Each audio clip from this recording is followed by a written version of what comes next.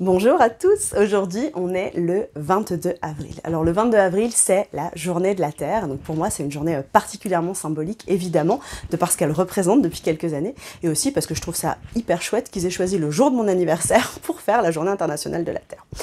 C'est donc une vidéo que j'avais envie de vous faire aujourd'hui, donc pour cette double symbolique, et aussi parce que j'avais envie, un peu de manière égocentrique, je dois dire, de parler de moi, et finalement, pas seulement pour parler de mon parcours, mais aussi pour parler de vous, et en fait de tous les messages que je reçois depuis des années de ma communauté, qui est pas énorme, mais qui par contre permet d'avoir beaucoup d'échanges et beaucoup de partages qui sont extrêmement touchants, donc merci si vous faites partie des gens qui me suivent et des gens qui échangent avec moi régulièrement. Parce que,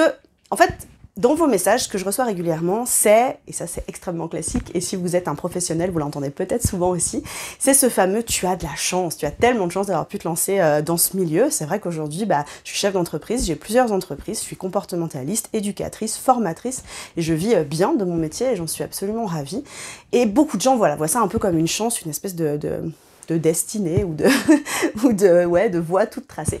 Et donc j'avais envie de vous parler aujourd'hui du fait que c'était pas le cas, pas simplement pour parler de moi, mais vraiment pour parler de vous, et pour vous montrer qu'il n'y a pas besoin en fait d'avoir justement de la chance, et que la chance en fait elle se provoque, et que ça peut être un petit peu plus compliqué que ce qu'on pense, et en même temps vachement plus enrichissant à vivre. Donc en 3 points, ce que j'avais envie de vous raconter, c'est que numéro 1,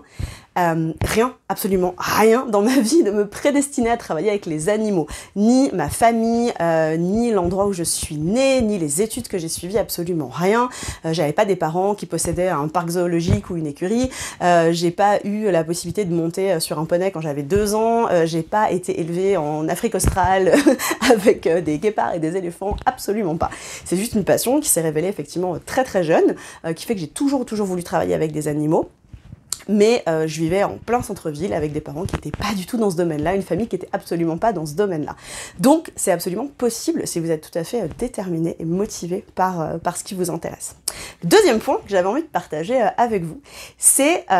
simplement, en fait, j'ai envie de dire que moi aussi, j'ai rencontré des moments extrêmement difficiles, et que ce que vous voyez aujourd'hui, ça n'est qu'une petite facette, en fait, de ma vie. J'en suis ravie, je suis très contente, en fait, et je regrette du coup absolument aucune des décisions que j'ai pu prendre ces dernières années. Mais c'est important, je pense, de se rendre compte que même que les personnes que vous voyez un peu comme des mentors ou comme des professionnels que vous admirez n'ont pas eu un cursus extrêmement régulier et idyllique, on va dire, pour arriver là où elles en sont. Donc moi aussi, j'ai eu des moments très compliqués.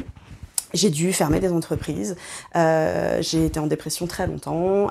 j'ai même fait des tentatives de suicide, j'ai eu vraiment des moments extrêmement compliqués, ça c'est des choses que j'ai jamais racontées de manière publique. Et pour autant, je pense que ce qui est important de retenir, c'est que des mauvaises périodes, vous allez forcément rencontrer, quel que soit votre niveau, quel que soit votre âge, quels que soient vos objectifs, d'ailleurs qu'ils soient avec les animaux ou que ça n'ait aucun rapport. Mais l'important, ça va être la manière dont vous allez y réagir en fait, et la manière dont vous allez rebondir par rapport à tout ça. Je pense que c'est un peu la leçon à retenir de tout ça.